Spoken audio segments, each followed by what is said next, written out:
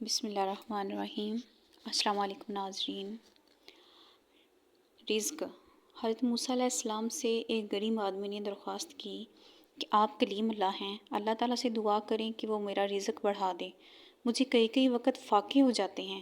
حضرت موسیٰ علیہ السلام نے بارگاہ خداوندی میں اس کی درخواست پیش کی تو بتایا گیا کہ اس آدمی کی قسمت میں قلیل روزی ہے، اس لیے ہمارے ہاں سے تھوڑا تھوڑا کر کے اسے روز دیا جاتا ہے تاکہ آخر تک ملتا رہے۔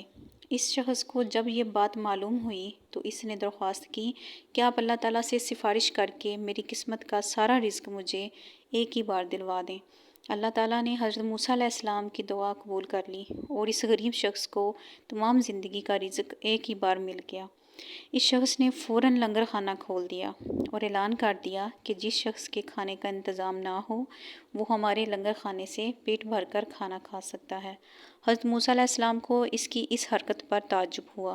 انہوں نے اسے سمجھانے کی کوشش کی لیکن جب وہ نہ مانا تو مایوس ہو کر چلے گئے۔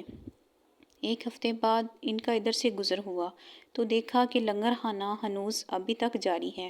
دوسری مرتبہ وہ 1 ماہ بعد اور پھر تیسری مرتبہ 6 ماہ بعد ادھر سے گزرے تو خیال تھا کہ اس غریب آدمی کی دریا دلی کی بدولت سارا رزق چند روز میں ختم ہو جائے گا، مگر لنگر خانہ ابھی تک مسلسل جاری تھا۔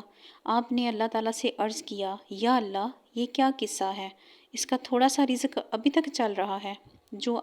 جواب آیا، بے شک اس کی قسمت میں تھوڑا سا رزق تھا جو اب تک ختم ہو جانا چاہیے تھا، لیکن ہمارا قانون ہے کہ جو شخص ہماری راہ میں کچھ خرچ کرتا ہے تو ہم اس کا 10 گنا اس کو دنیا میں اور 90 گنا آخرت میں دیتے ہیں۔